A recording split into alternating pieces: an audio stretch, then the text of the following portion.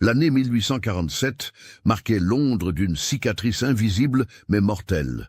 Le choléra, ce fléau qui avait déjà emporté des milliers d'âmes à travers l'Europe, s'étendait comme une ombre maléfique dans les ruelles étroites de Whitechapel et les quartiers bourgeois de Mayfair. Les cloches des églises sonnaient quotidiennement pour les morts, créant une mélodie lugubre qui accompagnait les pas pressés des Londoniens masqués. C'est dans cette atmosphère de terreur collective que Dr Edmund Martin posa le premier jalon de ce qui deviendrait l'une des plus sombres dynasties criminelles de l'histoire européenne. Son laboratoire, situé au 47 Harley Street, dans le quartier médical le plus prestigieux de Londres, brillait d'une respectabilité que peu osaient remettre en question. Edmund Martin, homme de 43 ans, aux cheveux grisonnants soigneusement peignés et aux yeux d'un bleu glacial, avait étudié la chimie à Oxford avant de compléter sa formation médicale à Édimbourg. Sa réputation d'innovateur lui avait valu une clientèle composée de lords, de banquiers et même de membres de la famille royale. Sa femme, Charlotte Martin, née Pemberton, appartenait à une famille de manufacturiers textiles dont la fortune remontait aux premiers jours de la révolution industrielle. Leurs enfants, Algernon et Victoria, alors âgés respectivement de 22 et 19 ans, avaient reçu la meilleure éducation que l'argent puisse offrir. Algernon étudiait la médecine sous la tutelle de son père, tandis que Victoria, d'une beauté remarquable avec ses cheveux auburn et ses manières raffinées, était promise à un brillant mariage avec un héritier de la noblesse terrienne. Le matin du 15 octobre 1847, alors qu'un épais brouillard londonien enveloppait la ville d'un linceul grisâtre, Edmund convoqua sa famille dans son bureau privé. Les murs étaient tapissés de diplômes, de distinctions scientifiques et de portraits de médecins illustres. Une odeur de produits chimiques flottait dans l'air, mélange de formol, d'éther et de substances plus mystérieuses. « Mes chers enfants, ma tendre épouse », commença Edmund en ajustant ses lunettes cerclées d'or, « nous nous trouvons à l'aube d'une révolution médicale. Les souffrances du peuple nous appellent, et nous devons répondre. » Charlotte, élégamment vêtue d'une robe de soie bordeaux, leva les yeux de son ouvrage de broderie. « De quoi parles-tu, Edmund? Tes recherches avancent-elles? » « Plus que cela, ma chère, j'ai découvert la formule qui sauvera l'humanité. » Il se dirigea vers son coffre-fort personnel et en retira un flacon de verre ambré contenant un liquide d'un rouge sombre, presque noir. L'élixir Vitalis. 20 années de recherche ont abouti à cette merveille. Algernon, jeune homme aux traits fins hérité de sa mère, mais à la détermination paternelle, s'approcha avec curiosité. « Père, quels sont les composants actifs de cette formule ?» Edmund sourit, un sourire qui ne touchait pas ses yeux. « Mon fils, certains secrets doivent être protégés.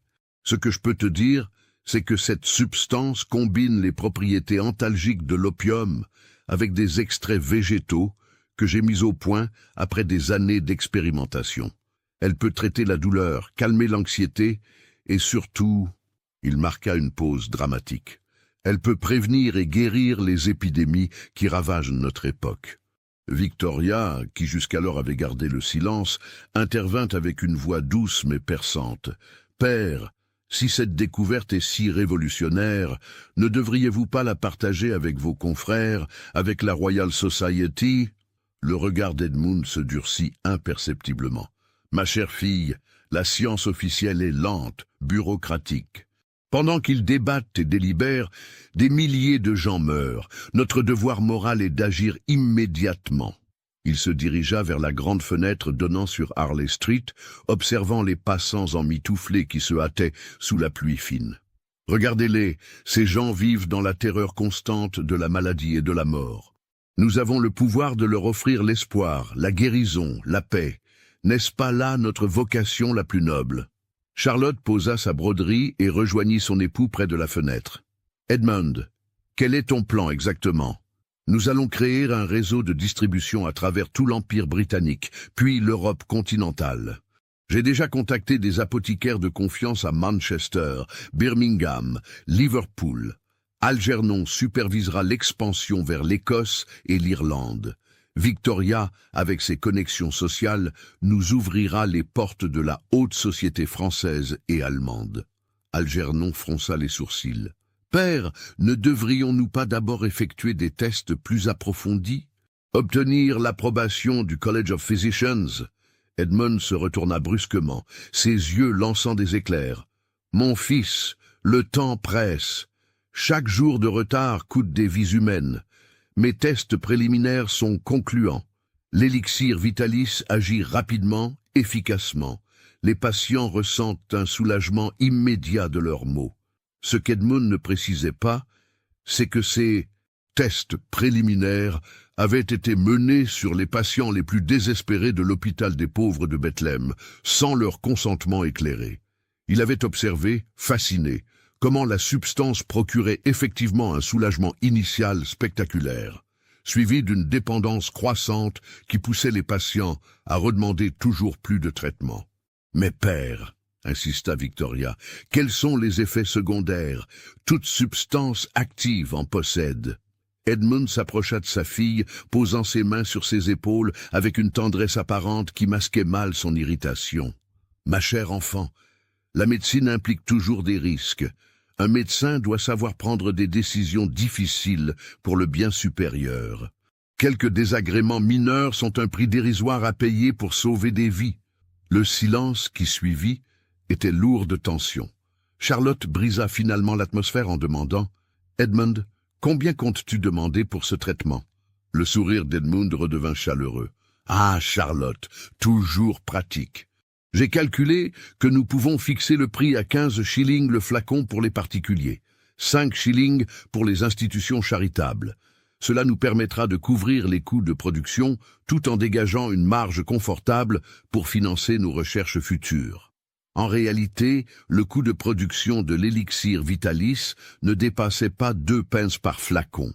La marge bénéficiaire était astronomique, mais Edmund avait soigneusement présenté les chiffres sous un jour philanthropique. Au cours des semaines suivantes, la machine Martin se mit en marche avec une efficacité redoutable. Algernon fit la tournée des apothicaires du nord de l'Angleterre, présentant l'élixir Vitalis comme une révolution médicale, cautionnée par la prestigieuse réputation de son père. Victoria organisa des salons dans les beaux quartiers de Londres, où elle vantait discrètement les mérites du remède miracle auprès de la haute société. Charlotte, quant à elle, supervisa la mise en place d'un laboratoire clandestin dans les caves de leur propriété familiale de Richmond.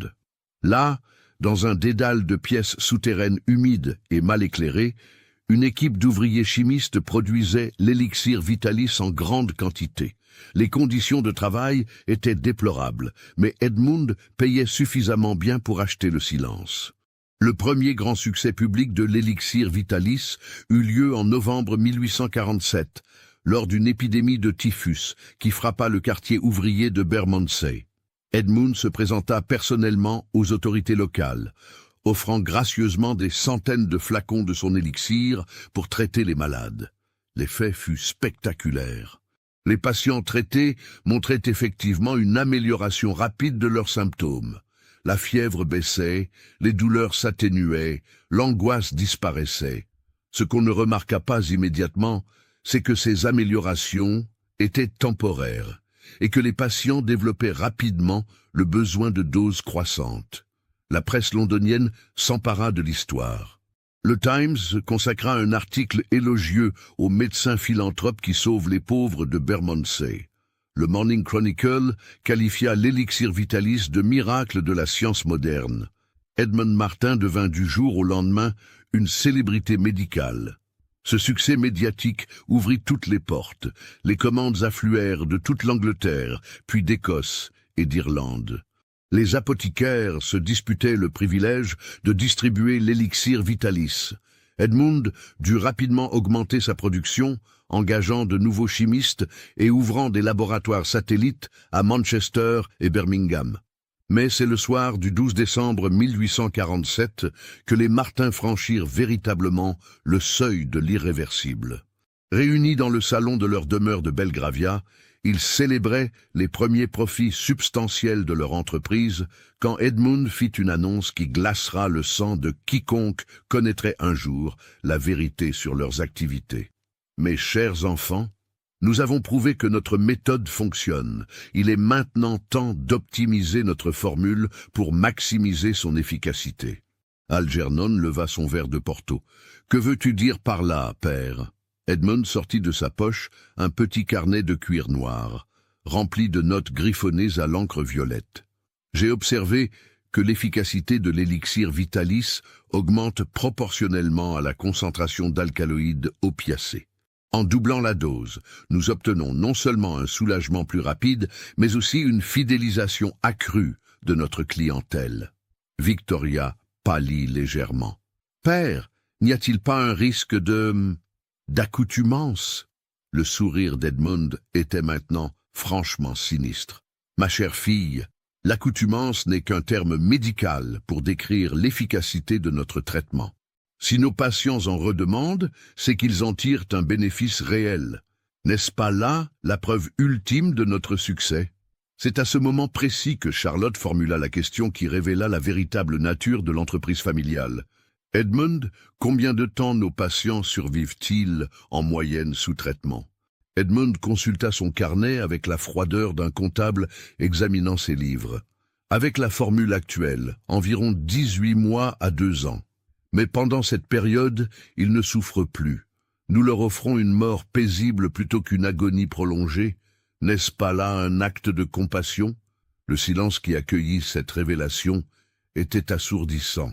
Les Martin venaient de franchir collectivement la ligne entre la médecine et le meurtre de masse, et ils le savaient parfaitement. Au dehors, Londres continuait sa vie nocturne, ignorant que dans cette élégante demeure de Belgravia, une famille respectable venait de décider de transformer la souffrance humaine en une entreprise criminelle d'une ampleur sans précédent. D'où me suivez-vous? Laissez un commentaire. L'hiver de 1848 fut particulièrement rigoureux à travers l'Europe. Les bouleversements politiques qui secouaient le continent, les révolutions de février en France, les soulèvements en Allemagne et en Autriche, créaient un climat d'incertitude et de peur propice aux affaires des Martin. Dans le chaos, les gens cherchaient désespérément des remèdes à leurs maux, qu'ils soient physiques ou spirituels. Edmund Martin avait parfaitement anticipé cette situation. Dès janvier 1848, il avait envoyé Algernon en mission diplomatique à Paris pour établir des contacts avec les pharmaciens français. La capitale était alors en pleine effervescence révolutionnaire, mais c'est précisément dans cette confusion qu'Algernon put tisser son réseau sans attirer l'attention des autorités. « Mon fils, » avait dit Edmund lors du départ d'Algernon, « souviens-toi que la révolution est notre allié. Dans le chaos, les gens ne posent pas de questions, ils cherchent seulement des solutions. Notre élixir Vitalis est cette solution. » Algernon, désormais pleinement initié aux véritables intentions de son père, avait acquis une assurance inquiétante. Grand, élégant, parlant parfaitement le français grâce à son éducation aristocratique, il se présenta aux apothicaires parisiens comme le représentant d'une révolution médicale venue d'Angleterre. Sa première étape fut l'officine de M. Auguste Bernardin, située rue Saint-Honoré près du Louvre. Bernardin, homme de 60 ans aux favoris blancs et aux manières obséquieuses, dirigeait l'une des pharmacies les plus respectées de Paris. Il fournissait la noblesse survivante et la bourgeoisie montante en remèdes de toutes sortes. « Monsieur Bernardin, » commença Algernon dans un français impeccable, teinté d'un léger accent anglais qui lui conférait un charme exotique, « je vous apporte l'avenir de la médecine européenne. » Bernardin examina le jeune homme avec curiosité. Dans son salon privé, au-dessus de sa boutique, les deux hommes dégustaient un excellent cognac, tandis que la rumeur de la Révolution montait de la rue. « Monsieur Martin, votre réputation vous précède. On dit que votre père a accompli des miracles à Londres. Mais comprenez ma prudence. En ces temps troublés, les autorités sont particulièrement vigilantes concernant les substances inhabituelles. » Algernon sourit avec la confiance héritée de son père. « Monsieur Bernardin, l'élixir Vitalis n'est pas une substance inhabituelle. C'est un composé pharmaceutique parfaitement légal. développé selon les méthodes scientifiques les plus rigoureuses. Tenez, permettez-moi de vous montrer quelques témoignages de nos patients londoniens. Il sortit de sa serviette de cuir une liasse de lettres soigneusement rédigées. Ces témoignages, en partie authentiques et en partie falsifiés, racontaient des histoires de guérison miraculeuses. Une veuve de Whitechapel, sauvée de la consomption, un banquier de la City, libéré de ses migraines chroniques, des orphelins de l'East End, guéris de la malnutrition. Ce qu'Algernon ne précisait pas, c'est que la plupart de ces témoins étaient maintenant morts ou irrémédiablement dépendants de l'élixir Vitalis. Les lettres avaient été soigneusement datées pour ne mentionner que la phase initiale du traitement, celle où les effets bénéfiques masquaient encore les ravages à venir. Bernardin lut attentivement, ses sourcils se fronçant de concentration. Ces résultats sont remarquables, je l'admets. Mais quel est le principe actif de votre élixir? Monsieur Bernardin, répondit Algernon, en prenant une expression de confidence conspirateur, vous comprendrez que certains secrets commerciaux doivent être protégés. Ce que je peux vous révéler, c'est que la formule combine des extraits d'opium purifiés selon une méthode révolutionnaire avec des alcaloïdes végétaux découverts lors d'expéditions en Orient. Le tout dans des proportions précises qui éliminent les effets indésirables traditionnels de l'opium. C'était un mensonge habilement construit. En réalité, l'élixir Vitalis contenait de l'opium brut en concentration massive, mélangé à de l'alcool, du miel pour masquer le goût amer, et quelques herbes aromatiques pour donner une impression de complexité. Loin d'éliminer les effets indésirables de l'opium, la formule les amplifiait délibérément. Bernardin, intrigué par les perspectives commerciales, accepta de commander 50 flacons pour un essai. Si les résultats sont à la hauteur de vos promesses, Monsieur Martin, nous pourrons envisager un partenariat plus substantiel. Au cours des semaines suivantes, Algernon répéta la même présentation chez une douzaine d'apothicaires parisiens. Sa stratégie était raffinée. Il ne cherchait pas à convaincre les sceptiques, mais identifiait les pharmaciens les plus cupides ou les plus naïfs. Ceux qui posaient trop de questions techniques étaient poliment éconduits. Pendant ce temps, à Londres, Edmund supervisait l'augmentation de la production. Il avait recruté de nouveaux chimistes, principalement d'anciens étudiants en médecine, chassés de l'université pour divers scandales. Ces hommes, désespérés et endettés, ne posaient pas de questions morales sur leur travail. Le laboratoire principal de Richmond s'était considérablement agrandi. Edmund avait fait creuser de nouvelles caves, créant un véritable complexe souterrain où s'activaient jour et nuit une trentaine d'ouvriers. L'odeur caractéristique de l'opium en préparation imprégnait les murs de pierre humide. C'est dans ce laboratoire qu'Edmund mit au point ce qu'il appelait en privé ses formules spécialisées. Observant que différents types de patients réagissaient différemment à l'élixir Vitalis, il développa des variantes adaptées. Une version douce pour les enfants, une version forte pour les adultes robustes et une version ultime destinée aux cas les plus résistants. La version enfantine était particulièrement diabolique. Sucrée au miel et parfumée à la vanille, elle masquait complètement l'amertume de l'opium. Edmund avait observé que les enfants développaient une dépendance encore plus rapide que les adultes et que leurs parents désespérés étaient prêts à payer n'importe quel prix pour soulager les souffrances de leur progéniture. Victoria, de son côté, avait entrepris la conquête des salons aristocratiques européens.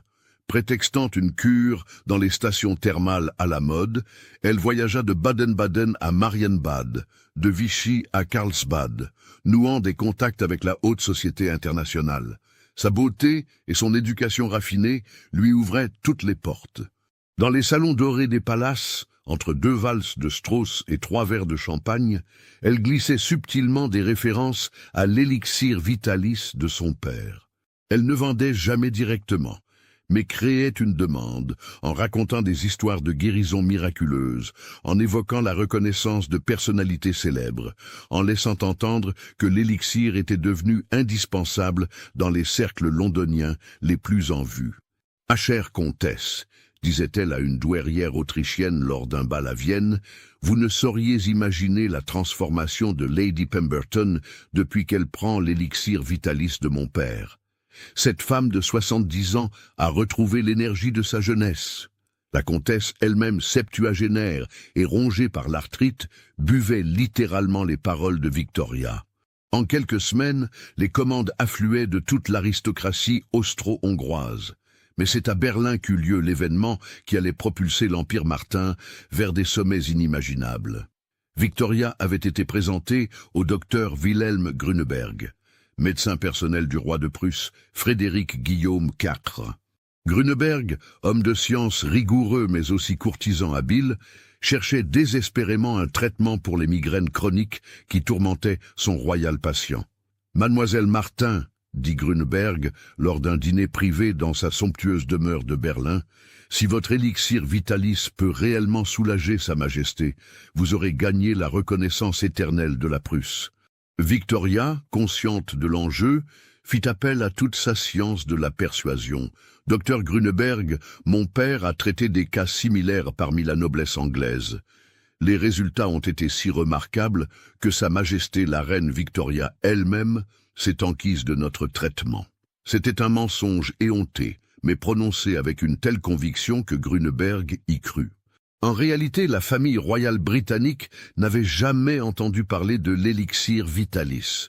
Et pour cause, Edmund prenait soin de maintenir ses activités loin des cercles officiels où ses méthodes auraient pu être scrutées de trop près. Le traitement du roi de Prusse fut un succès apparent. Frédéric Guillaume IV, souffrant effectivement de migraines sévères, probablement liées à la maladie mentale qui l'affecterait plus tard, ressentit un soulagement immédiat. L'opium contenu dans l'élixir vitalis agissait comme un puissant antalgique, masquant temporairement tous ses maux. La reconnaissance royale prussienne fut pour les Martins un sésame inestimable. En quelques mois, ils reçurent des commandes de toutes les cours européennes, l'empereur d'Autriche, le roi de Bavière, les grands ducs allemands, la noblesse russe. Chaque guérison apparente entraînait de nouvelles recommandations, créant un effet boule de neige. C'est à cette époque qu'Edmund prit une décision qui révélait la profondeur de sa corruption morale. Conscient que ses patients les plus prestigieux finiraient par développer une dépendance visible, il décida de créer ce qu'il appelait un cycle de renouvellement. Plutôt que d'attendre que ses victimes meurent d'overdose ou de complications liées à leur dépendance, il développa une stratégie pour les éliminer de manière apparemment naturelle avant que leur état ne puisse être attribué à l'élixir vitalis. Pour cela, il créa une version terminale de son élixir, surdosée en opium et additionnée de substances toxiques dérivées de l'arsenic et du plomb. Cette version mortelle était présentée comme un traitement de consolidation, destiné aux patients qui montraient les meilleurs résultats avec l'élixir standard. Edmund expliquait à ses clients prestigieux que ce traitement spécial garantirait la pérennité de leur guérison. Le premier à recevoir ce traitement de la mort fut le comte Heinrich von Stolberg, un noble prussien de 55 ans qui avait été traité avec succès pour des douleurs lombaires chroniques. Après 6 mois d'élixir vitalis standard, Stolberg montrait les premiers signes de dépendance. Tremblements, sueur, agitation quand il ne prenait pas sa dose quotidienne. Edmund lui rendit personnellement visite dans son château de Westphalie, lui apportant la version terminale dans un flacon spécialement gravé aux armes des Stolberg. « Mon cher comte, » dit Edmund avec son sourire le plus rassurant, « vos progrès ont été si remarquables que je souhaite vous faire bénéficier de notre traitement de consolidation le plus avancé. Cette formule, que nous réservons à nos patients les plus éminents, garantira que votre guérison soit définitive. » Le comte, flatté d'être choisi pour un traitement d'exception, accepta avec reconnaissance. Il mourut paisiblement dans son sommeil 3 semaines plus tard. L'autopsie, pratiquée par un médecin local peu expérimenté, conclut à une mort naturelle liée à l'âge et à une constitution affaiblie. Cette méthode fut répétée avec une régularité macabre. Edmund tenait un registre secret de ses victimes, notant méticuleusement les doses administrées, les délais d'action, les symptômes observés.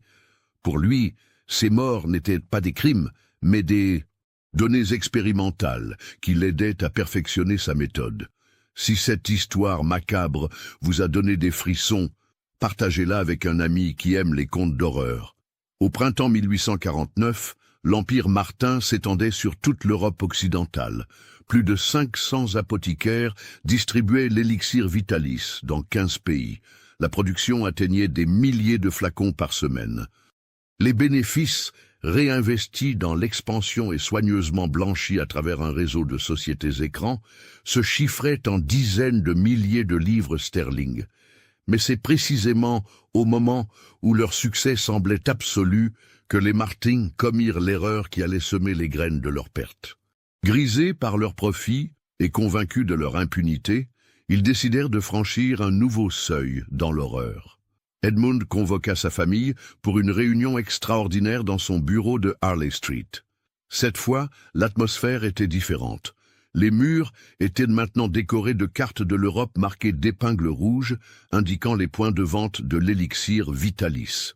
Un coffre-fort plus grand avait remplacé l'ancien, débordant de billets de banque et de bijoux offerts par des patients reconnaissants qui ignoraient qu'ils payaient pour leur propre destruction. « Mes chers enfants », commença Edmund, en contemplant ces cartes comme un général planifiant une campagne, « nous avons prouvé que notre méthode était applicable à l'échelle européenne.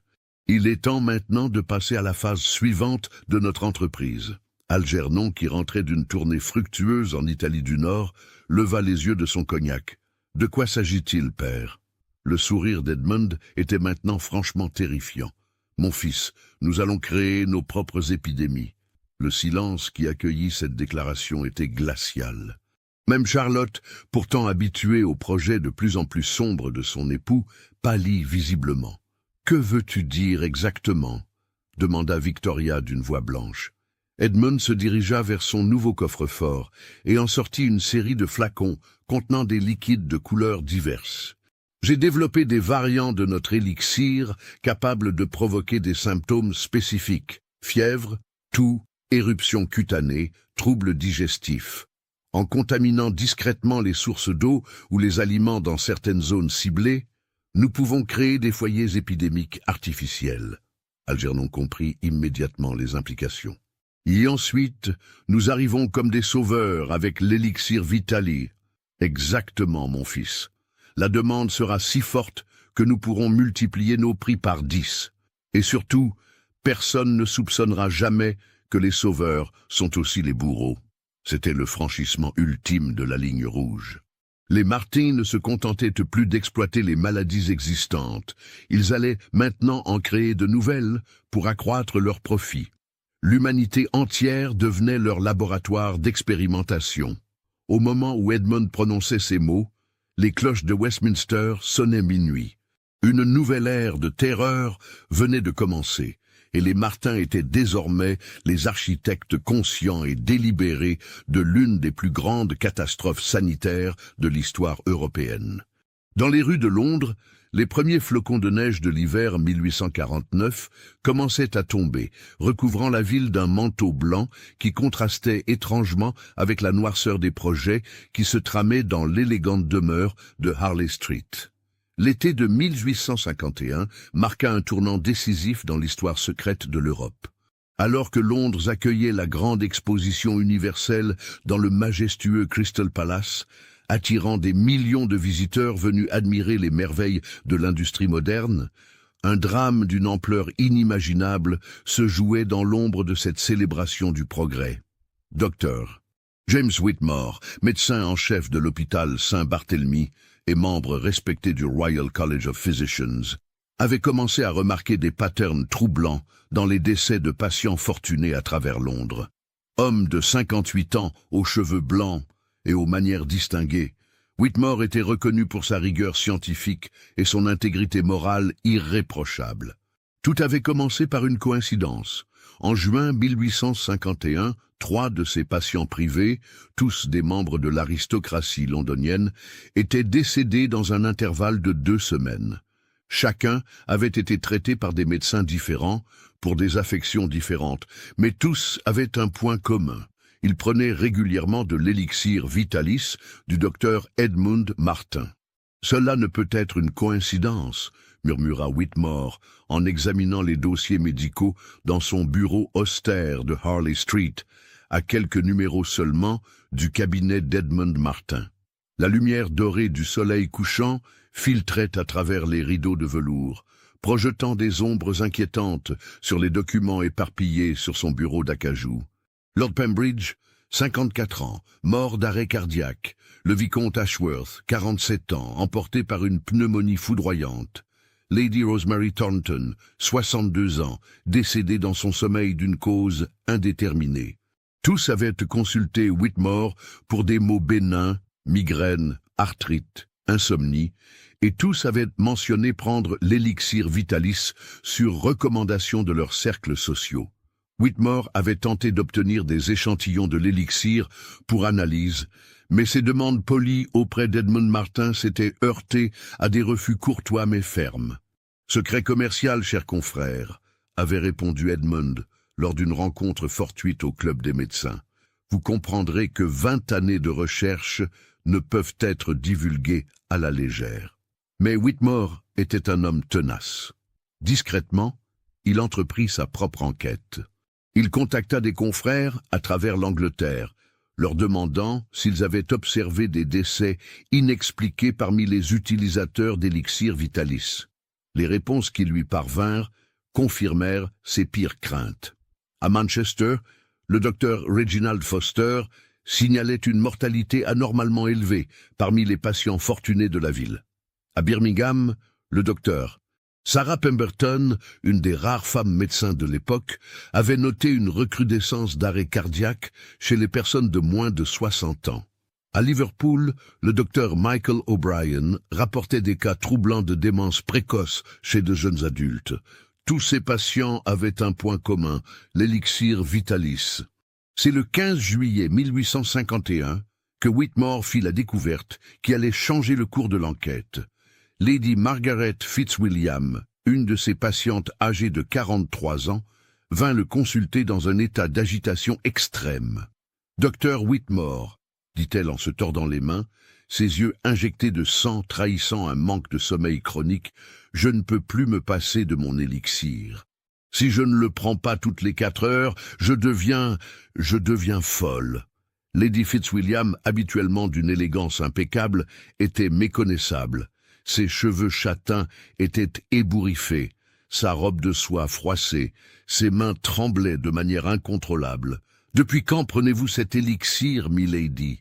demanda Whitmore en l'aidant à s'asseoir dans le fauteuil de cuir de son cabinet. « Cela a commencé il y a 8 mois, pour des migraines. L'élixir Vitalis les a fait disparaître comme par magie. Mais maintenant, elle éclata en sanglots. Maintenant, si je ne le prends pas, les migraines reviennent 10 fois plus fortes, accompagnées de nausées, de sueurs, de tremblements. Mon mari menace de me faire interner si mon état ne s'améliore pas. » Whitmore examina attentivement sa patiente. Les symptômes qu'elle décrivait, dépendance physique, syndrome de sevrage, augmentation progressive des doses nécessaires, correspondaient exactement à ceux observés chez les consommateurs d'opium. Mais l'élixir Vitalis était présenté comme un remède inoffensif, approuvé tacitement par la communauté médicale londonienne. « Milady, accepteriez-vous de me confier votre flacon d'élixir pour analyse?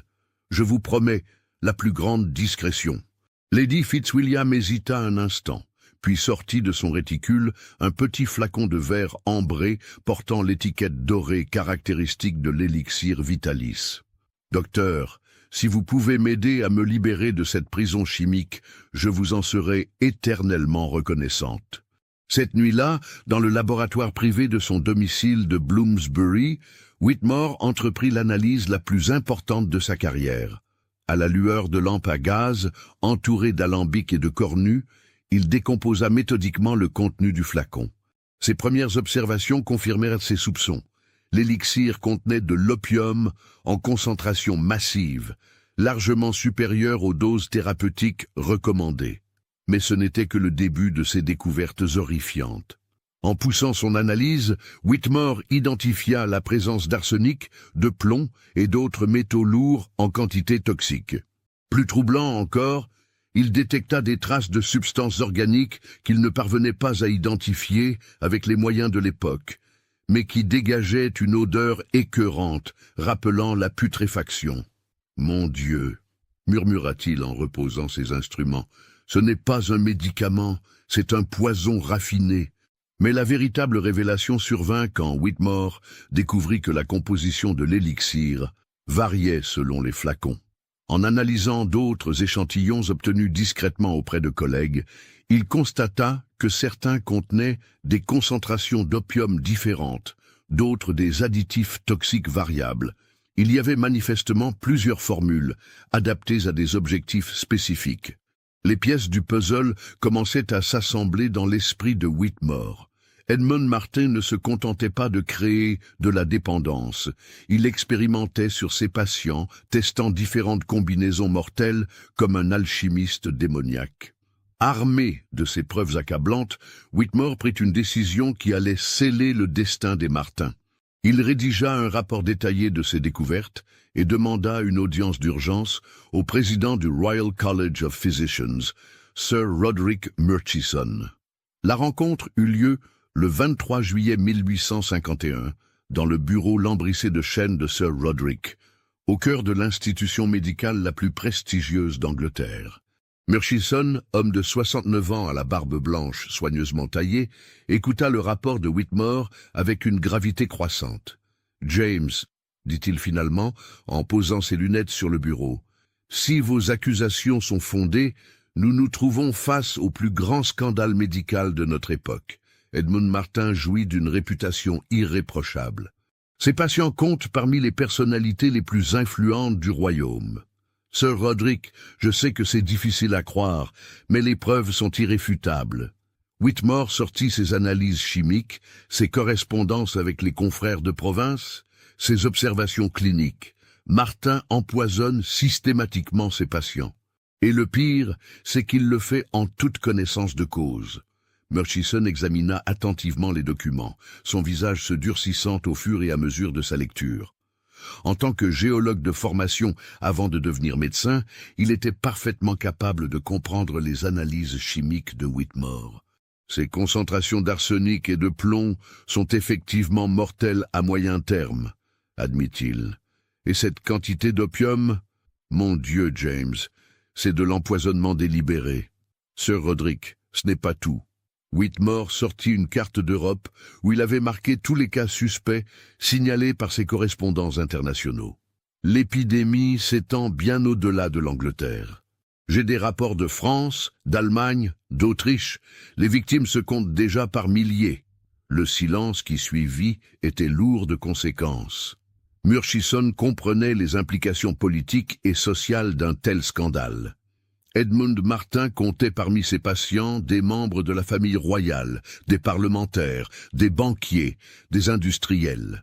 Révéler publiquement ces crimes reviendrait à admettre que l'élite européenne avait été systématiquement empoisonnée par un charlatan respecté. « James, dit finalement Murchison d'une voix grave, nous devons agir avec une prudence extrême. Une révélation prématurée pourrait provoquer une panique générale et déstabiliser les institutions. Je vais constituer discrètement une commission d'enquête. En attendant, continuez vos investigations, mais dans le plus grand secret. » Ce que Whitmore et Murchison ignoraient, c'est qu'Edmund Martin avait anticipé cette éventualité depuis longtemps. Grâce à un réseau d'informateurs placés dans les institutions médicales, il était au courant de l'enquête de Whitmore avant même que celui-ci ne rencontre Murchison. Le soir du 24 juillet, Edmund convoqua sa famille pour une réunion d'urgence dans sa demeure de Belgravia. L'atmosphère était électrique. Pour la première fois depuis le début de leur entreprise criminelle, les Martin faisaient face à une menace réelle. « Mes chers enfants », commença Edmund, son habituel calme teinté d'une tension perceptible. « Notre position devient précaire. Le docteur. Whitmore et ses alliés commencent à comprendre la véritable nature de nos activités. Algernon, maintenant âgé de 26 ans et endurci par 4 années de complicité criminelle, demanda « Père, quelles sont nos options ?» Edmund sourit, mais ce sourire n'avait plus rien d'humain. « Mon fils, nous avons prévu cette situation dès le début. Il est temps d'activer notre plan de sortie. » Il se dirigea vers son coffre-fort principal et en sortit une liasse de documents. Faux passeports, actes de propriété de biens immobiliers en Suisse et en Amérique du Sud, comptes bancaires offshore, lettres de crédit international. « Nous allons disparaître, » dit-il simplement, « mais pas avant d'avoir effacé toutes les preuves de nos activités. » Victoria, maintenant âgée de 23 ans et devenue aussi implacable que son père, posa la question que tous redoutaient. Et nos patients actuels? Le regard d'Edmund se durcit. Ma chère fille, ils représentent un risque que nous ne pouvons nous permettre. Le silence qui accueillit cette déclaration était assourdissant. Charlotte, qui jusqu'alors avait fermé les yeux sur les aspects les plus sombres de l'entreprise familiale, comprit soudain l'ampleur de ce que son mari suggérait. « Edmund, dit-elle d'une voix blanche, tu ne peux pas envisager de... » « Ma chère épouse, l'interrompit Edmund avec une froideur glaciale, nous avons déjà franchi toutes les lignes morales imaginables. Quelques centaines de morts supplémentaires ne changeront rien au bilan final. En revanche, elles garantiront notre sécurité. » C'est à ce moment précis que la véritable nature des Martin fut révélée dans toute sa monstruosité. Ils n'étaient pas simplement des criminels cupides ou des médecins corrompus. Ils étaient des psychopathes calculateurs, capables d'envisager froidement l'extermination de milliers de personnes pour protéger leurs intérêts. Edmund sortit de son coffre une série de flacons contenant un liquide d'un noir profond. « J'ai développé une formule finale de l'élixir Vitalis. Une seule dose suffit à provoquer la mort en quelques heures, avec des symptômes qui imitent parfaitement une crise cardiaque ou un accident vasculaire cérébral. » Algernon examina les flacons avec une fascination morbide. Combien de personnes sont concernées? Environ 3000 patients actifs en Angleterre, 8000 en Europe continentale. Edmund énumérait ces chiffres avec la même désinvolture qu'un comptable récitant un inventaire. La distribution simultanée de la formule finale dans tous nos points de vente créera l'illusion d'une épidémie naturelle. Les autorités seront trop occupées à gérer la crise sanitaire pour enquêter sur nos activités. Le plan était d'une efficacité diabolique. En éliminant simultanément tous leurs patients, les Martin effaceraient les preuves vivantes de leurs crimes tout en créant un chaos qui masquerait leur fuite. Soutenez notre chaîne en cliquant sur le bouton Merci en forme de cœur afin que nous puissions continuer à vous proposer des histoires aussi sombres et captivantes que celle-ci. Victoria, dont la beauté masquait désormais une cruauté sans limite, posa une question pratique. Comment organisons-nous la distribution? C'est déjà en cours, répondit Edmund avec satisfaction. J'ai envoyé des télégrammes codés à tous nos distributeurs européens. Ils croient qu'il s'agit d'une nouvelle formule améliorée. La distribution commencera demain simultanément dans toutes les villes européennes où nous opérons. Algernon fronça les sourcils. Et si certains distributeurs refusent ou posent des questions? Le sourire d'Edmund était maintenant franchement terrifiant. Mon fils, ceux qui pourraient nous poser problème ont déjà reçu leur propre dose de la formule finale. J'ai personnellement rendu visite à une douzaine d'apothicaires ces dernières semaines. Ils ne parleront plus jamais. C'est à cet instant que Charlotte Martin, jusque-là complice silencieuse des crimes de sa famille, comprit qu'elle avait épousé un monstre. L'homme qu'elle avait aimé, le brillant médecin qu'elle avait admiré, n'existait plus. À sa place se tenait un sociopathe capable de planifier froidement l'extermination de milliers d'innocents. « Edmund, dit-elle d'une voix tremblante, nous devons arrêter. Ce n'est plus de la médecine, c'est de la barbarie pure. » Edmund se tourna vers sa femme, et pour la première fois depuis 20 ans de mariage, Charlotte vit de la haine dans ses yeux. « Ma chère Charlotte, dit-il d'une voix d'une douceur terrifiante, tu as eu le privilège de partager ma vision et mes succès. Tu ne peux pas maintenant prétendre à l'innocence. Nous sommes tous complices, nous sommes tous coupables, et nous irons tous jusqu'au bout. » C'est à ce moment que la réalité frappa Charlotte de plein fouet. Elle comprit qu'elle et ses enfants étaient désormais prisonniers d'Edmund, liés à lui par une chaîne de crimes si lourde qu'aucune rédemption n'était possible. Ils avaient vendu leur âme au diable, et le diable réclamait maintenant son dû. Dans la nuit londonienne, les premiers télégrammes d'Edmund partaient vers l'Europe continentale, porteurs d'un message de mort qui allait plonger le continent dans l'une des plus grandes catastrophes sanitaires de son histoire. Et dans les rues obscures de la capitale britannique, un médecin intègre nommé James Whitmore travaillait fiévreusement, ignorant qu'il était peut-être le seul homme capable d'empêcher l'apocalypse que les Martins s'apprêtaient à déchaîner sur l'humanité. L'histoire entrait dans sa phase finale, et personne ne savait encore qui l'emporterait, la science au service du bien ou la science au service du mal. Le matin du 26 juillet 1851, l'Europe s'éveilla sans savoir qu'elle vivait ses dernières heures d'innocence. Dans 15 pays, de Lisbonne à Vienne, de Stockholm à Naples, des centaines d'apothicaires préparaient la distribution de ce qu'ils croyaient être une version améliorée de l'élixir Vitalis. Aucun d'entre eux ne se doutait qu'ils s'apprêtaient à devenir les agents inconscients du plus grand massacre de l'histoire médicale européenne.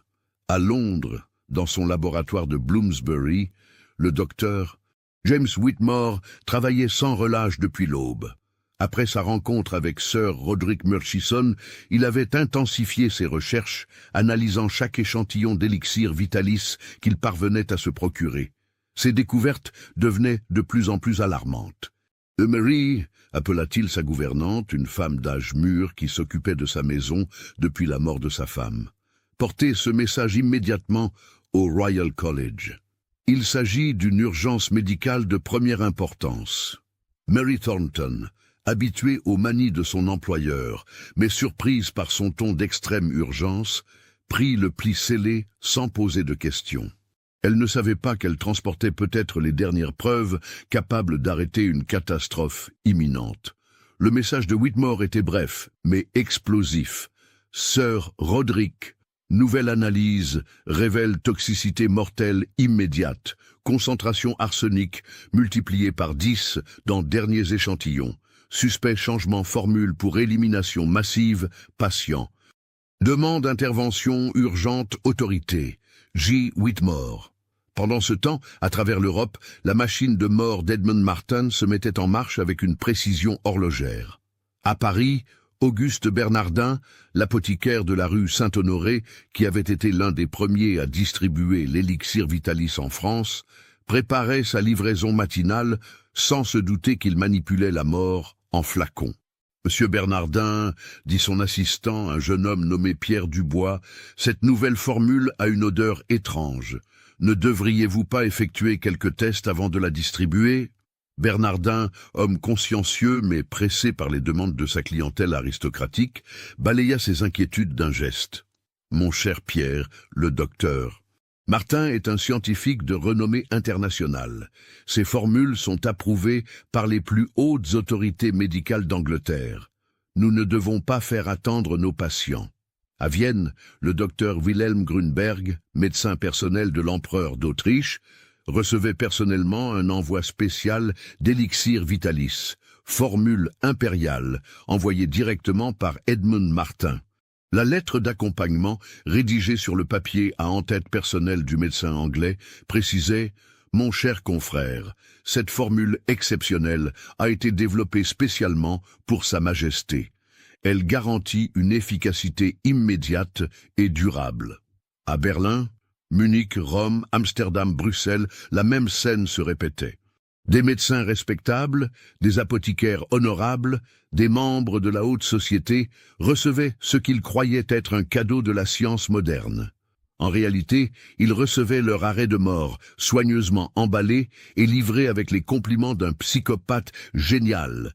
C'est à 14h30 précise, heure de Londres, que commença ce qui resterait dans les archives secrètes comme la journée noire de 1851. À cette heure, dans toute l'Europe, les premiers patients commencèrent à prendre leur dose quotidienne de la nouvelle formule de l'élixir Vitalis. Lady Margaret Fitzwilliam, la patiente de Whitmore qui l'avait alertée sur la nature addictive de l'élixir, fut parmi les premières victimes. Dans son élégant salon de Mayfair, Entourée de ses domestiques inquiets, elle avala sa dose habituelle en espérant calmer les symptômes de manque qui la torturaient depuis le matin. L'effet fut immédiat et terrifiant. En quelques minutes, Lady Fitzwilliam ressentit une douleur fulgurante dans la poitrine, comme si un point de fer broyait son cœur. Ses yeux se révulsèrent, ses membres se contractèrent en spasmes incontrôlables. Elle s'effondra sur le tapis perçant de son salon, le corps secoué de convulsions, de l'écume sanguinolente s'échappant de sa bouche. « Milady !» cria sa femme de chambre, Mrs. Patterson, en se précipitant vers elle. « Appelez le médecin, vite !» Mais il était déjà trop tard. Lady Fitzwilliam rendit son dernier souffle dans d'atroces souffrances, ses yeux fixes exprimant une incompréhension totale face à cette trahison de la médecine en laquelle elle avait placé sa confiance. À travers Londres, la même scène se répétait simultanément dans des dizaines de demeures aristocratiques. Lord Pemberton s'effondrait dans son club privé de Saintes. James, provoquant la panique parmi les membres. Le vicomte Ashbury mourait dans son bureau de la City, ses derniers mots étant une malédiction contre le docteur Martin. Lady Rosemary Thornton expirait dans sa bibliothèque privée, entourée de livres de médecine qu'elle consultait pour comprendre son mal mystérieux. En l'espace de 2 heures, plus de 200 personnes avaient trouvé la mort à Londres seulement, et ce n'était que le début. À Paris, la situation était encore plus dramatique. L'aristocratie française, déjà affaiblie par les bouleversements politiques récents, subissait un véritable hécatombe. Dans les salons dorés du Faubourg Saint-Germain, dans les hôtels particuliers de l'avenue des Champs-Élysées, la mort frappait avec une régularité de métronome. Le comte de Montmorency s'effondra lors d'un déjeuner officiel à l'Élysée, créant une panique au plus haut niveau de l'État. La duchesse de Polignac mourut dans son carrosse, en revenant de l'opéra, ces derniers spasmes effrayant si profondément ses chevaux qu'ils s'emballèrent, provoquant un accident qui fit plusieurs blessés supplémentaires. Mais c'est à Vienne que la catastrophe prit des proportions véritablement historiques. L'empereur François-Joseph lui-même avait pris sa dose d'élixir vitalis, formule impériale, à 15 heures précises, selon son rituel quotidien immuable. En quelques minutes, le maître de l'Empire austro-hongrois était pris de convulsions si violentes que ses gardes crurent à un attentat. « Appelez tous les médecins de la ville !» hurla l'impératrice Élisabeth en voyant son époux se tordre de douleur sur le sol de marbre de ses appartements privés. « Que l'on fouille le palais !»« Trouvez l'assassin !» Le docteur Grunberg, qui avait lui-même administré l'élixir à l'empereur, comprit immédiatement qu'il avait été l'instrument involontaire d'une tentative d'assassinat. Terrifié par les implications de la situation, il tenta désespérément de sauver son patient impérial en lui administrant tous les antidotes connus. Par un miracle que personne ne s'expliqua jamais complètement, François-Joseph survécut. Sa constitution exceptionnellement robuste et l'intervention rapide de Grunberg lui permirent de résister au poison qui avait été fatal à tant d'autres. Mais il garda des séquelles neurologiques qui l'affectèrent pour le reste de sa vie, développant notamment des troubles de l'élocution et une fragilité cardiaque chronique. La survie de l'empereur fut cependant l'exception qui confirma la règle. À travers l'empire austro-hongrois, des dizaines de nobles, de bourgeois, d'intellectuels tombaient comme des mouches. À Budapest, Prague, Cracovie, Trieste, les mêmes scènes de mort subites se répétaient. En Allemagne, la situation était tout aussi catastrophique. Le roi de Bavière, Maximilien II, s'effondra pendant une audience officielle, créant une crise constitutionnelle majeure. Le roi de Saxe, Friedrich Auguste II, mourut dans d'atroces souffrances, ses derniers mots étant « Maudit soit ce médecin anglais ». En Italie, où l'élixir Vitalis avait été introduit par Victoria Martin lors de ses tournées mondaines, l'aristocratie de la péninsule était décimée. À Rome, Florence, Milan, Naples, les palais se transformaient en morgues.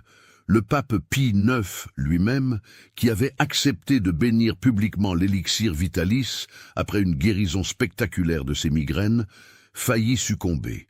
Seule l'intervention de son médecin personnel, qui lui fit vomir immédiatement après la prise de l'élixir, lui sauva la vie. Pendant ce temps, à Londres, le docteur Whitmore assistait impuissant au massacre. Alerté par les premières morts suspectes, il avait tenté de contacter les autorités, mais le système médical britannique était dépassé par l'ampleur de la catastrophe. Les hôpitaux débordaient de victimes. Les médecins étaient submergés par des cas qu'ils ne comprenaient pas. « Sir Roderick », dit Whitmore, en faisant irruption dans le bureau du président du Royal College. « C'est exactement ce que je craignais. Martin a empoisonné simultanément tous ses patients. » Murchison, qui venait de recevoir des rapports alarmants de toute l'Europe, était livide. « James, la situation dépasse tout ce que nous avions imaginé. Nous recevons des télégrammes de Paris, Vienne, Berlin, Rome. C'est une catastrophe continentale. Il faut arrêter Martin immédiatement, s'exclama Whitmore. Chaque minute qui passe coûte des vies. Mais quand Scotland Yard se présenta au 47 Harley Street, ils trouvèrent le cabinet d'Edmund Martin vide et nettoyé de fond en comble. Aucun document, aucun échantillon, aucune trace des activités du médecin criminel. Même les meubles avaient été emportés.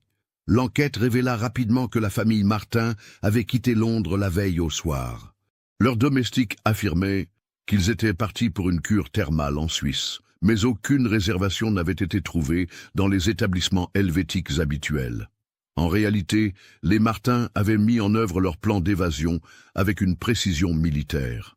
Grâce à de faux passeports préparés depuis des mois, ils avaient embarqué sur un cargo à destination de l'Amérique du Sud, emportant une fortune évaluée à plusieurs millions de livres sterling, l'équivalent de plusieurs milliards d'euros actuels.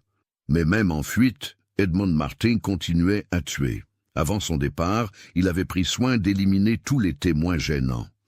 Ses assistants chimistes furent retrouvés morts dans le laboratoire de Richmond, empoisonnés par des vapeurs accidentellement libérées.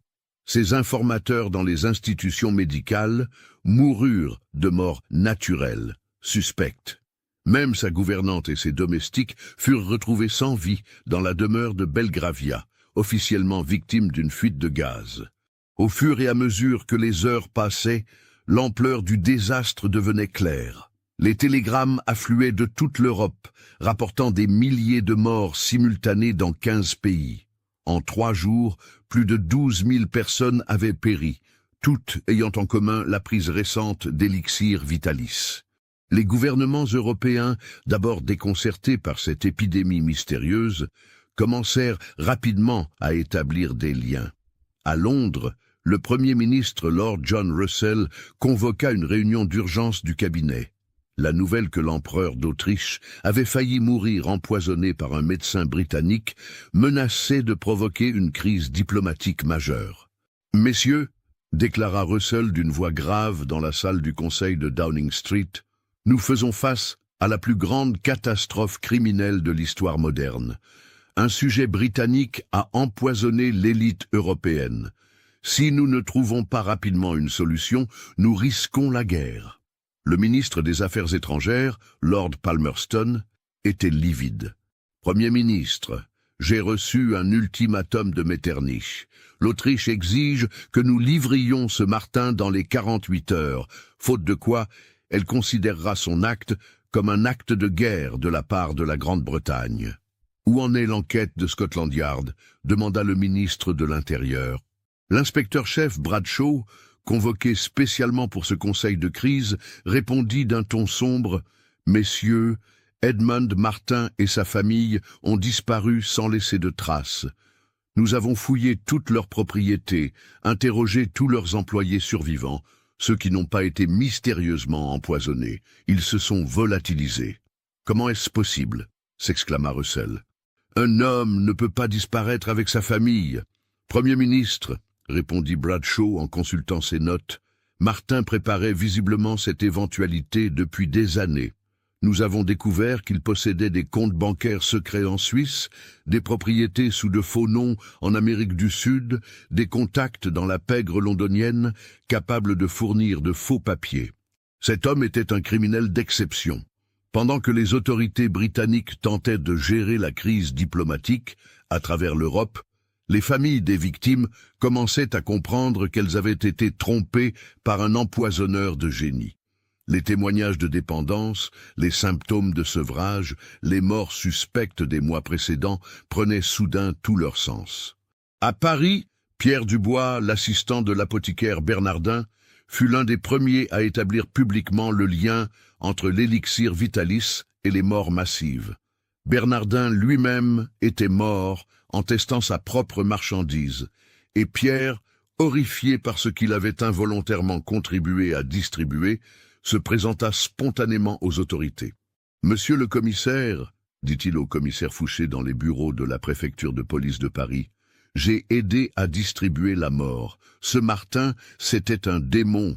Il nous a tous trompés. » Pierre sortit de sa poche un flacon de la formule finale qu'il avait conservé. « Regardez cette substance, elle est noire comme l'âme de son créateur. Monsieur Bernardin est mort en quelques minutes après l'avoir goûté, et nous en avons vendu des centaines de flacons. » Le commissaire Fouché, homme expérimenté mais dépassé par l'ampleur du crime, fit analyser immédiatement l'échantillon par les chimistes de la préfecture. Leurs conclusions furent sans appel.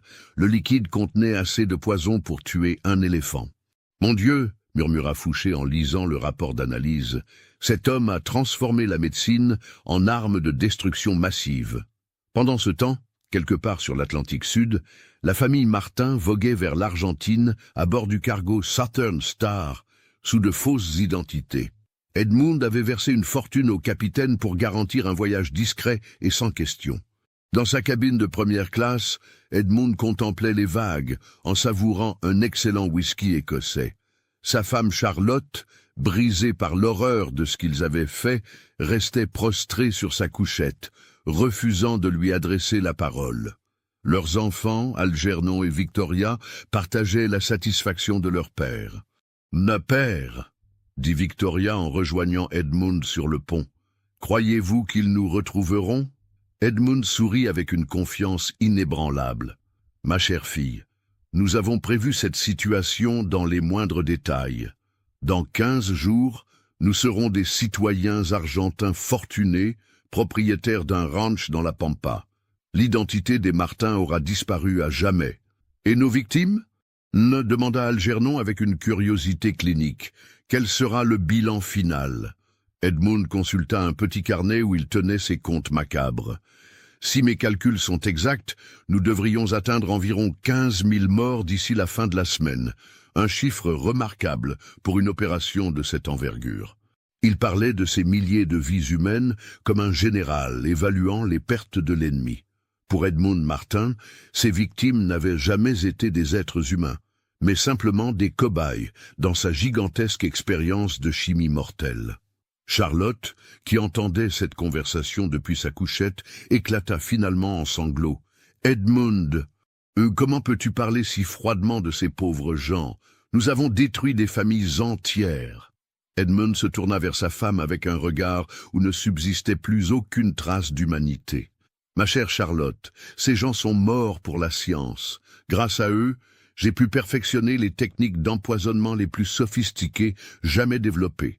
Leur sacrifice n'aura pas été vain. » C'est à ce moment que Charlotte comprit qu'elle avait vécu 25 ans aux côtés d'un psychopathe absolu, un homme capable de transformer la souffrance humaine en satisfaction intellectuelle. Elle avait épousé un monstre, et ce monstre avait fait de leurs enfants ses complices. En Europe, pendant ce temps, les conséquences de l'apocalypse Martin se faisaient sentir à tous les niveaux de la société.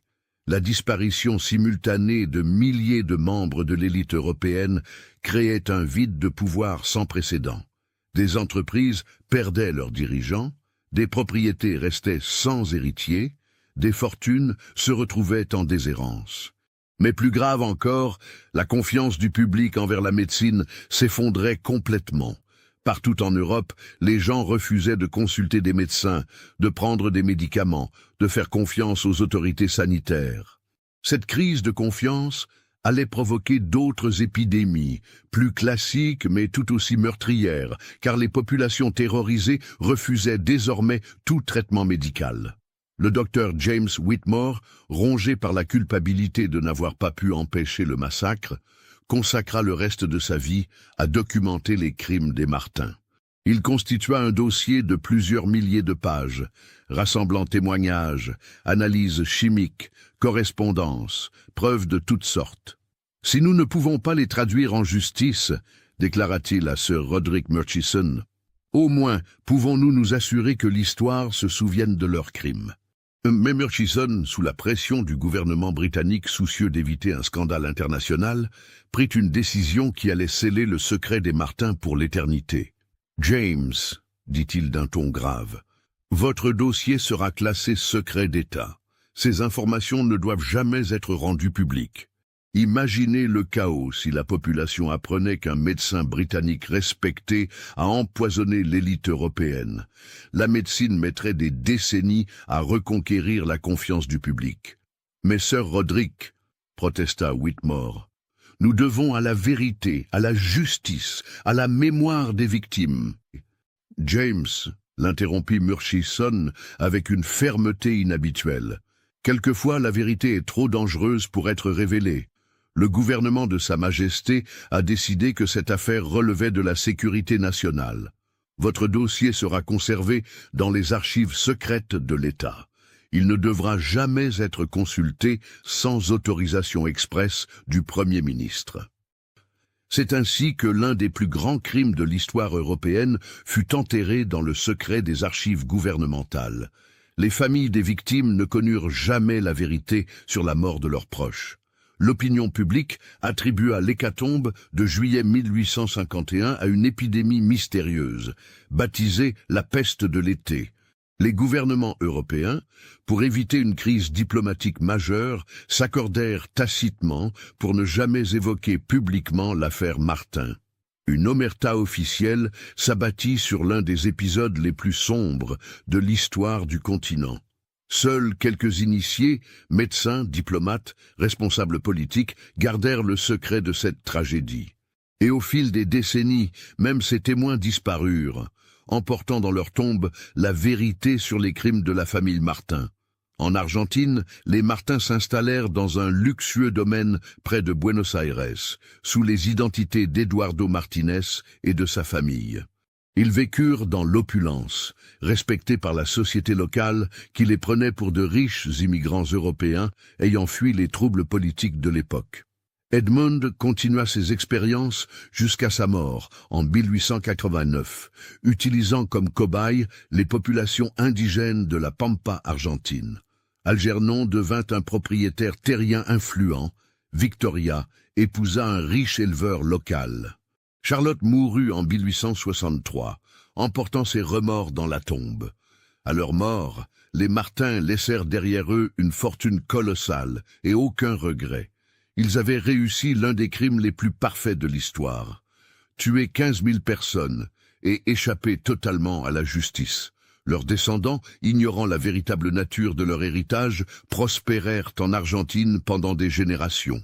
Certains devinrent des personnalités respectées de la société sud-américaine. D'autres s'illustrèrent dans les affaires ou la politique. Aucun ne soupçonna jamais que sa fortune était bâtie sur l'un des plus grands massacres de l'histoire européenne. Londres, 1923, 72 ans après la catastrophe.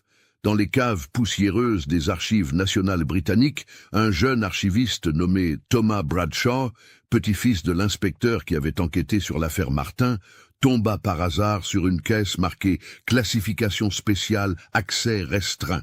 Par une négligence administrative, cette caisse avait été mal étiquetée lors d'un déménagement et se trouvait mélangée aux archives publiques de l'époque victorienne.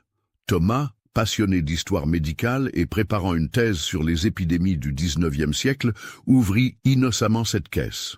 Ce qu'il y découvrit allait changer sa vie et révéler enfin la vérité sur l'un des crimes les plus parfaits de l'histoire. « Mon Dieu !» murmura-t-il en examinant les documents jaunis par le temps. « Qu'est-ce que tout cela ?»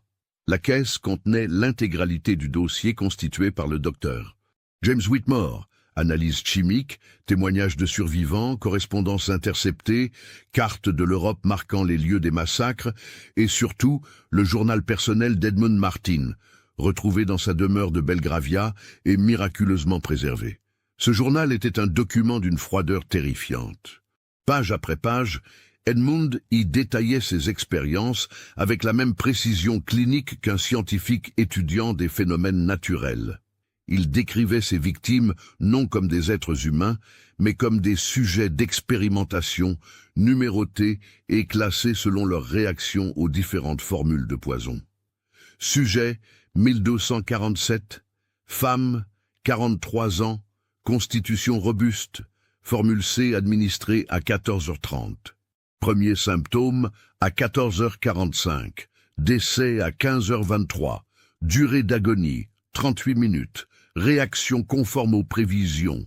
Notez, augmenter la concentration d'arsenic pour réduire la durée des souffrances. Thomas lisait ces lignes avec une horreur croissante. Ce n'était pas seulement un empoisonneur, c'était un scientifique fou qui avait transformé le meurtre de masse en méthode expérimentale. Plus troublante encore, le journal révélait que les Martin n'avaient pas agi seuls. Ils disposaient d'un réseau de complices à travers l'Europe, médecins corrompus, apothicaires véreux, chimistes sans scrupules, même des membres de l'aristocratie qui profitaient financièrement de l'entreprise criminelle. Rencontrer le baron von Richter à Vienne. Il accepte de financer l'expansion en Autriche-Hongrie en échange de 30% des bénéfices. Sa connaissance de la cour impériale sera précieuse. Il comprend parfaitement les enjeux de notre travail et ne pose aucune question morale gênante. Thomas comprit rapidement qu'il tenait entre ses mains l'un des secrets d'État les plus explosifs de l'Empire britannique.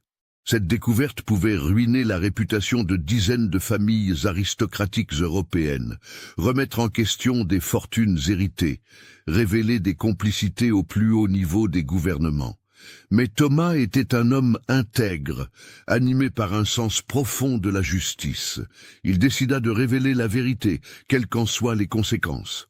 Il commença par contacter les descendants des victimes identifiées dans le journal d'Edmund Martin. Beaucoup de ces familles existaient encore, ignorant que leurs ancêtres avaient été assassinés par un médecin fou plutôt que morts de maladies naturelles. Lady Penelope Ashworth, arrière-petite-fille du vicomte Ashworth, mort en 1851, reçut Thomas dans son salon de Belgravia. Cette femme de 60 ans, élégante et distinguée, écouta avec une incrédulité croissante le récit de la véritable mort de son ancêtre. « Monsieur Bradshaw, dit-elle d'une voix tremblante, êtes-vous en train de me dire que mon arrière-grand-père n'est pas mort de maladie, mais qu'il a été empoisonné par un charlatan ?» Malheureusement, milady, c'est exactement cela. Et il n'était pas seul. Plus de 15 000 personnes ont été assassinées par la famille Martin. Lady Ashworth se leva brusquement, marchant vers la fenêtre qui donnait sur Hyde Park. « Monsieur Bradshaw, si ce que vous dites est vrai, pourquoi n'en avons-nous jamais entendu parler? Pourquoi cette affaire a-t-elle été cachée ?» Thomas sortit de sa serviette une copie de l'ordre de classification signé par le Premier ministre Lord Russell en 1851. « Milady, votre gouvernement a décidé que cette vérité était trop dangereuse pour être révélée. » C'est alors que Lady Ashworth posa la question qui allait révéler l'ampleur véritable du scandale. « Monsieur Bradshaw, savez-vous ce que sont devenus ces Martins? Ont-ils été punis pour leurs crimes ?» Thomas baissa les yeux, conscient de la douleur qu'il allait infliger. « Milady, non seulement ils n'ont jamais été punis, mais ils ont vécu dans le luxe jusqu'à leur mort naturelle. Et leurs descendants vivent encore aujourd'hui en Argentine, respectés et fortunés. » Le silence qui suivit était assourdissant. Lady Ashworth comprit que non seulement son ancêtre avait été assassiné, mais que ses assassins avaient prospéré impunément pendant des décennies. Thomas entreprit alors une campagne pour révéler publiquement l'affaire Martin. Il contacta les journaux, les éditeurs, les parlementaires, mais partout il se heurta à un mur de silence.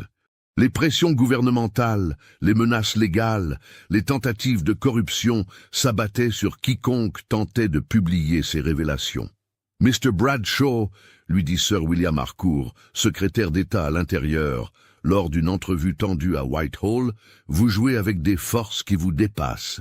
Cette affaire touche au fondement même de notre système politique et social. Abandonnez cette folie avant qu'il ne soit trop tard. Sir William, répondit Thomas avec une détermination inébranlable, 15 000 personnes ont été assassinées et leurs assassins n'ont jamais payé. La justice n'a pas de date d'expiration. Mais les pressions s'intensifièrent. Thomas perdit son emploi aux archives nationales. Ses amis l'abandonnèrent un à un. Sa fiancée rompit leurs fiançailles, incapable de supporter l'ostracisme social qui frappait quiconque était associé à ses révélations. Désespéré, mais toujours déterminé, Thomas prit une décision radicale. Puisque la vérité ne pouvait être révélée en Angleterre, il l'exposerait ailleurs. En 1924, il s'exila en France, emportant avec lui des copies de tous les documents de l'affaire Martin.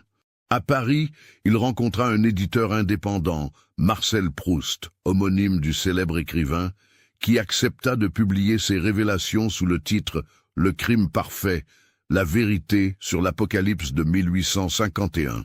Le livre, publié en français en 1925, fit l'effet d'une bombe à travers l'Europe. Pour la première fois, le public découvrait l'existence de cette famille de médecins britanniques qui avait empoisonné l'élite européenne et échappé à toute justice. Les réactions furent immédiates et violentes. Le gouvernement britannique tenta de faire interdire le livre, provoquant un incident diplomatique avec la France. Les familles aristocratiques européennes se divisèrent entre celles qui réclamaient justice et celles qui préféraient maintenir le silence pour protéger leur réputation. Mais c'est en Argentine que les révélations de Thomas eurent les conséquences les plus dramatiques. Les descendants des Martin, devenus les Martinez, découvrirent avec horreur la véritable nature de leur héritage. Carlos Martinez, arrière-petit-fils d'Edmund Martin et propriétaire de l'une des plus grandes estancias d'Argentine, lut le livre de Thomas dans sa bibliothèque de Buenos Aires. Homme respectable de 55 ans, père de famille et philanthrope reconnu, il comprit soudain que sa fortune était bâtie sur l'un des plus grands crimes de l'histoire. « Ah, Maria, dit-il à sa femme en refermant le livre, les mains tremblantes, notre famille descend de monstres. » Maria Martinez, née Fernandez, issue de l'une des plus anciennes familles créoles d'Argentine, refusa d'abord de croire à ces révélations. Carlos, ce sont peut-être des mensonges, des calomnies, mais Carlos avait toujours été intrigué par certains aspects de l'histoire familiale, l'arrivée mystérieuse de ses ancêtres en Argentine, leur fortune inexpliquée, l'absence totale de correspondance avec l'Europe. Tout prenait maintenant un sens terrifiant. Il décida de mener sa propre enquête, engageant des détectives privés pour retrouver des traces de l'activité de ses ancêtres. Ce qu'ils découvrirent acheva de le convaincre. Dans les archives de l'estancia familiale, ils trouvèrent le laboratoire secret d'Edmund Martin, intact après plus de 60 ans. Dans ce laboratoire, Edmund avait continué ses expériences jusqu'à sa mort, testant de nouveaux poisons sur les populations indigènes locales. Des centaines de flacons contenant des substances toxiques diverses étaient soigneusement étiquetés et catalogués. Un carnet détaillait les expériences menées sur les Indiens Guarani de la région. Carlos comprit que les crimes de sa famille ne s'étaient pas arrêtés en Europe. En Argentine aussi, les Martin avaient continué à tuer pour satisfaire leur curiosité scientifique perverse. Face à cette révélation, Carlos prit une décision qui stupéfia la société argentine. Il convoqua une conférence de presse à Buenos Aires et révéla publiquement l'identité criminelle de ses ancêtres. « Mesdames et messieurs, déclara-t-il devant les journalistes médusés, je suis l'arrière-petit-fils d'Edmund Martin, l'un des plus grands criminels de l'histoire européenne. Ma fortune est bâtie sur le sang de milliers d'innocents.